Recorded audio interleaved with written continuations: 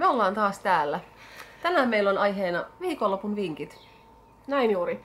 Ja meillä on molemmilla vissiin sama plääni, eli lähdetään mökälle. Mökälle lähdetään mökäämään. Se on tärkeä. Kyllä, ja kun lapset on mukana, niin siinähän on sitä mökää. Mutta siitä 5. Ja täällä on tää koira kanssa. Joo. Mut hei, sulla oli ensimmäinen vinkki. Siis mun vinkkihän liittyy tietysti syömiseen. Kun mulla ei ole juuri muita ajatuksia, niin Tonnikala natsovuoka.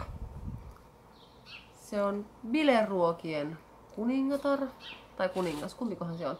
Anyway, natsoja vuokaan, päälle pari purkkia tonnikalaa, sitten cheddar-juustokastiketta purkki,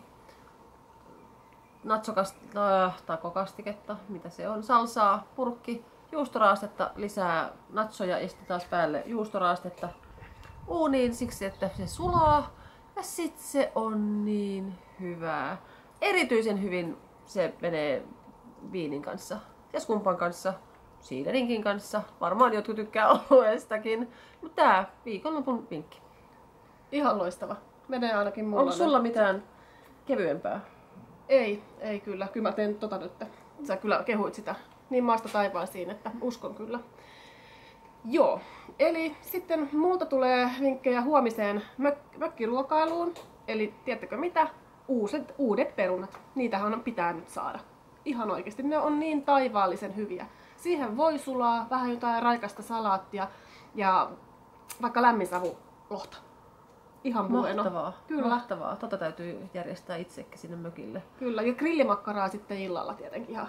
Ainakin siis pojille. Niin, no ainakin itse pojille. voi jättää kyllä sen väliin, mutta lapset syö sitä. Sitten viikonloppunahan pitää tietysti mökillä lenkkeillä. Niin, tai kävellä, jompikumpi.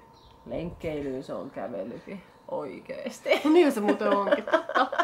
Totta. Ihan. Otatko kahvakuulon mukaan mökille? En ole todellakaan. En mitään sellaista urheilullista kyllä tee siellä, muuta kuin uin. Aiot sä uida? Todellakin. Herran jumala. Mua ei saisi järveen ollenkaan, mutta ilman kun sä oot noin hoikka ja hyväkuntoisen näköinen, kun sä uit hyytävässä Niin varsinkin järvessä. nyt niiden 3 milkasuklaalevyn jälkeen. Niin, mutta 3 milkalevyä, hyvä mieli ja sit tarkenee vedessä.